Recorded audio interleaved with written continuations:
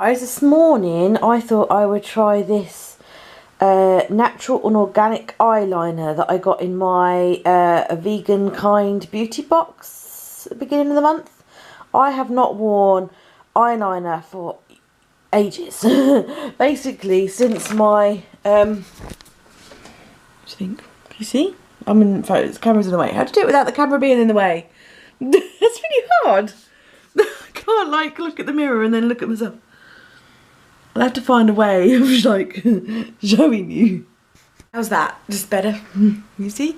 I can't see because I don't have one of those flippy, screeny things on this camera. I literally just look at the lens. So when I'm facing this way, I have no idea what's in frame and what's not. But hopefully you can see my eye okay.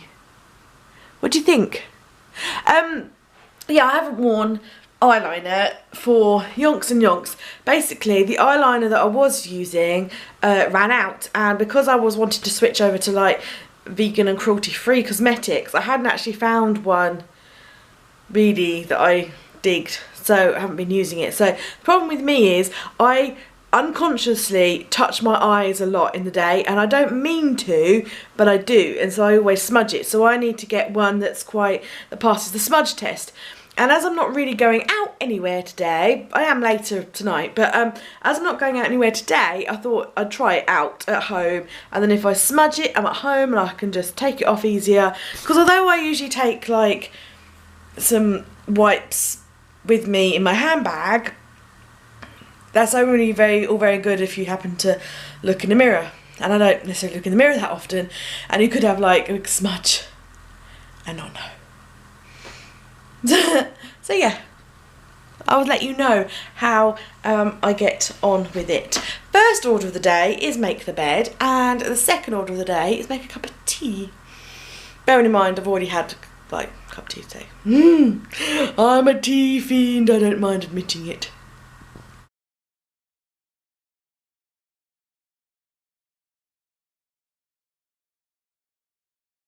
Guys, it's just after lunch and I've been working and making dashboards and having lunch, having coffee with my neighbour who's back from his holiday. Yeah, didn't even look. Maybe I should have looked in the mirror. I didn't even look to see how the eyeliner is holding out. Maybe I should have looked before I went on the camera. Let's have a look. Yeah. God, this light's awful. Makes me look like, makes me look like I've got loads of bags. Well, I am old now. Yeah, a little bit smudgy. A little bit smudgy. I think this light doesn't help. Makes it look like I've got bags because yeah, because it's smudgy. I can't do the whole hold the camera and thing. Yeah, so it's a little bit smudgy. Need to go and sort that out. Oh, and I hate my bathroom, my downstairs loo, but you guys know that. But yeah, last night when we went to B&Q, the DIY place last night, we saw some really nice tiles that we like, that we would use both in the downstairs toilet and the bathroom upstairs. I don't know if you remember if I told you that like obviously the downstairs loo is hideous, so wanna like change the tiles in there. But upstairs in the bathroom, it's okay. There's two things. Firstly, the upstairs tiles, they were painted over, and they're okay, to be honest with you, and I would paint over them again. But because John, when he was doing all the paintwork in the upstairs bathroom, we only have one lot of wood, which is the architrave around the door. And so while he was doing all the woodwork in the hallway, he was like, well, I might as well do the bathroom because it's only one door and then that's done. But then when he did that, the white tiles next to the new paint, oh my god, they're yellow, but they looked white before. So yeah, we'd either need to paint them, which is fine, quite happy for the tiles to be painted, but the tiles are all like near the bath, they're starting to lift and stuff. And so it's a case of what do we do next? And the ideal is to take all the tiles off. I mean, it's not a massive bathroom. It's like a you know, like a standard family size type bathroom. It's not huge or anything.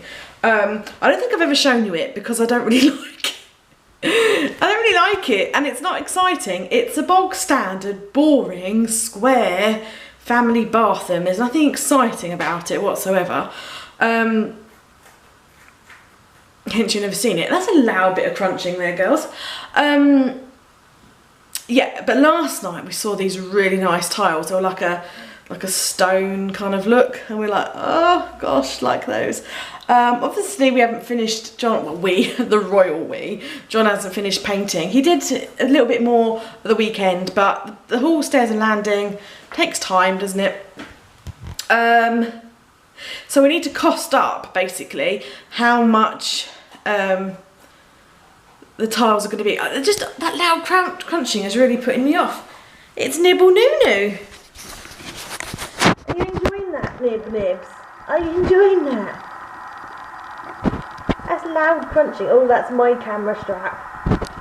Yeah, so we need to price up how much the tiles would be to do the whole bathroom.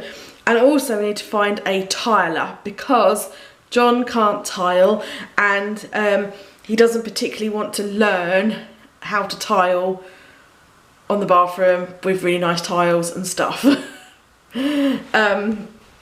So we needed to find and get a quote from a tiler, or the other option we thought about is friends of ours who live in Shropshire. He is really, really good at tiling, and we kind of thought if we've got to pay for a tiler, we might ask him to see if he fancies coming up for the weekend, and we'll pay him rather than pay a tiler, if you know what I mean.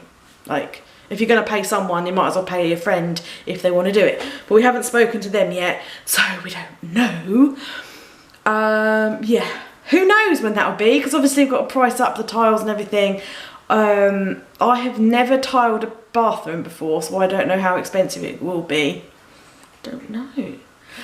In our old house, we were in our old house for 9 and a bit years, and it was a brand new house. We bought it as a new build, and so we never had to tile. Kept it in really good condition, and we never had to tile. So this is the first time I'll have to sort out tiles. So I have no idea how much it's going to be. I got a shock last night when John bought paint, and he told me that was on offer, and I was like, how much?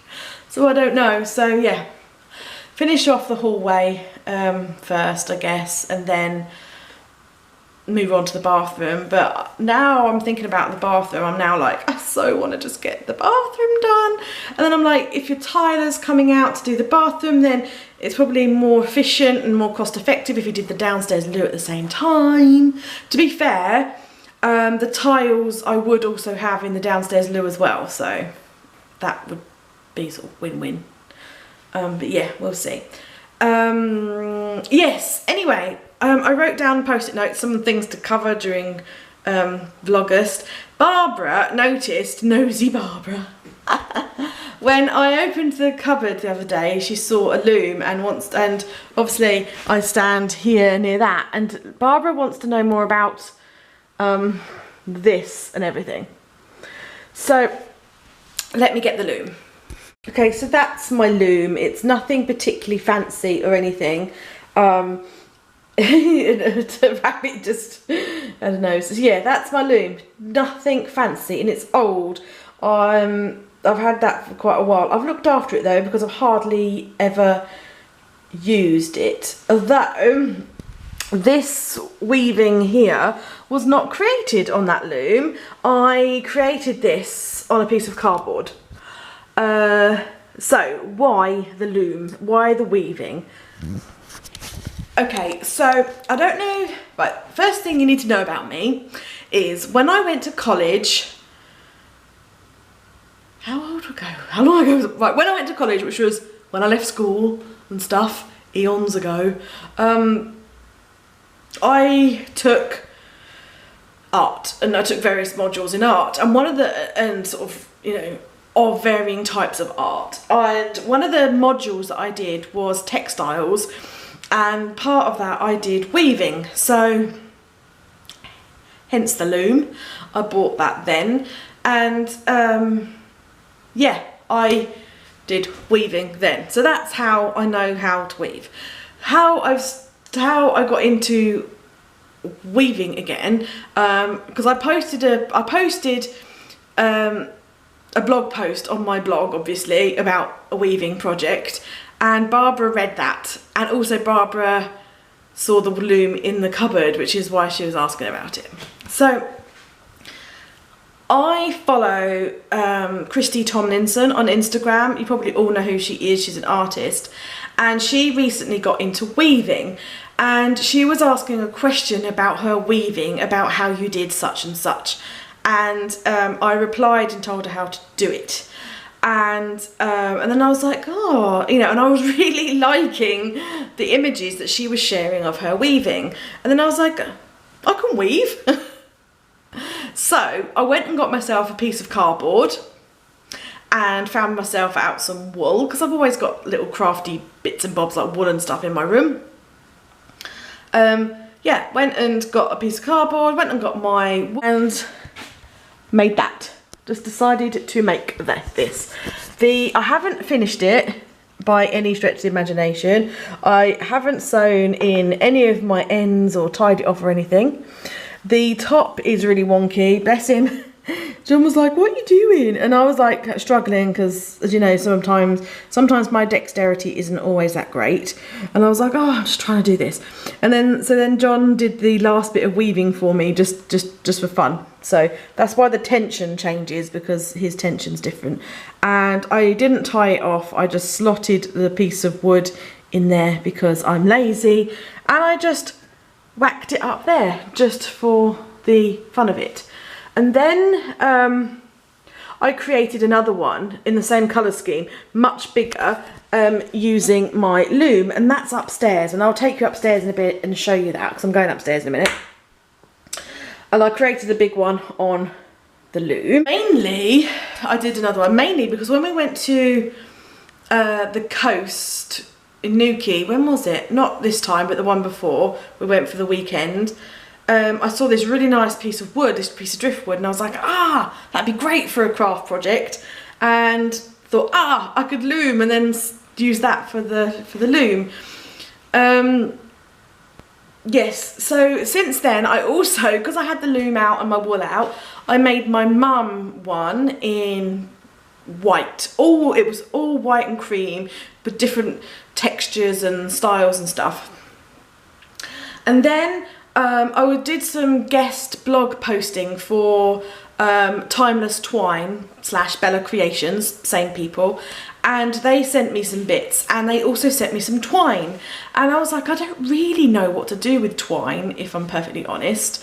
So then I thought that I would do some weaving, and that was the project that I put on my blog post on my blog, which Barbara saw. And then that particular piece I sent to a friend of mine, pen pal friend of mine in the States, as a present. So yes, that's sort of like the information and about the weaving. So I hope that's answered your question, Barbara, but if not, just let me know and I'll answer some questions. Everyone's very sleepy. Everyone's fast asleep, and I need to go and do some more work. It's going to be busy this week because it's coming up box packing time, woo! Which means tying up all loose ends, sorting everything out, making dashboards, bagging up dashboards, sorting out stickers, packing obviously, and all that kind of stuff. So it's going to get busy, but we just roll with it. So I need to do a few more bits upstairs. Work. I want to do some painting because I need to start painting the Christmas dashboards, and I really need to do some housework down here, but that can wait. Okay, so this is my other one. It's a lot larger, as you can see. It's not, I haven't finished it off either. I've just tied it off, and this is the driftwood, but it's kind of, I got John to saw it down a bit for me because it was huge, and so I need to sew the driftwood on, or sorry, I don't sew the driftwood onto the weaving, I sew the weaving onto the driftwood in like loops. Nice piece of wood though, isn't it? Yes, so there we go. I'll try and give you some close-ups a little bit. This here is actually netting that I found on the beach.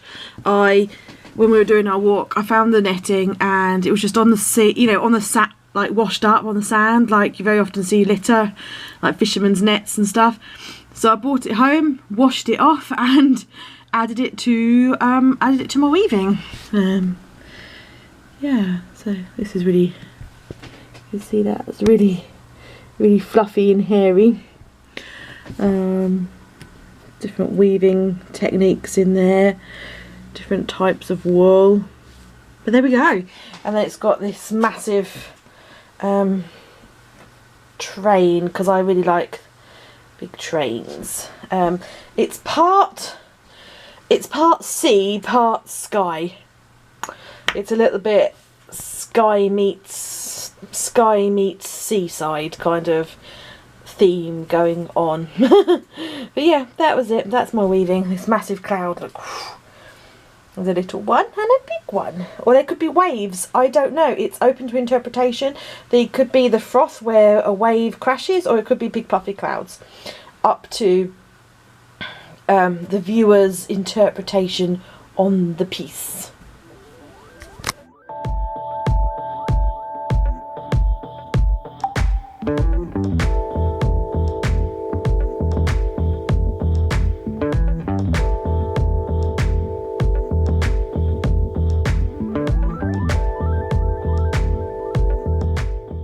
Do we recognise this chappy?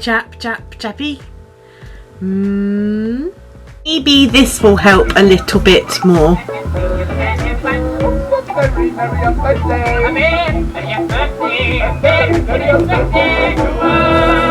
I'm up here getting my paint on, making a start on the Christmas dashboards whilst watching Alice in Wonderland, because I forgot to tell you that today is my unbirthday. Today is my half birthday, 25th of August. It's my half birthday, and I always celebrate my unbirthday, my half birthday, by either reading Alice or watching Alice. I'm obsessed with Alice. I told you, I think I've told you loads of times, I think, and I told you the other day that I collect Alice in Wonderland books. So, as it's my unbirthday, happy unbirthday to me, whoop whoop. It's Alice in Wonderland and get your paint on kind of day. Yeah, I'm getting my little elves painted up. Whoop, whoop, whoop. Sit for painting today. I need to let stuff dry before I can do any more. Having a cup of tea. I'm really into these ones at the moment. The Pucker Jasmine Green. It's a sensual haven. Ooh. A sensual haven of organic green jasmine tea, chamomile and lavender. And I do like anything chamomile in it anyway. But these are just yummy. So, I'm gonna make myself a cup of tea and have a sit down for a little moment. My back aches a little bit from sitting on my office chair painting. So I'll have a cup of tea. Downside to growing and picking your own veg is the rain. But oh well. Courgette picked. I only picked one. Time to get experimental. I'm going to make a pie, and I'm not following a recipe. I'm just going to make it up as I go along. Phyllo pie making. Yup. Big old mess of phyllo pie. Right, okay, so I went off-road because I was going to make up my own recipe, and then I kind of started to doubt myself and get a bit stuck. So I went on good old Pinterest and I found this recipe. It was actually by Nigella Lawson. It's the courgette and chickpea phyllo pie. So that is the recipe that I have made. I will pin it on my Pinterest, which is pinterest.com/Mrs Brimbles, and then I will put it on my recipes board so you guys can go and find it if you want to I did start making potatoes to go in a pie because I was thinking along the lines of a pasty type filling. So instead we're just going to have those served with the pie instead.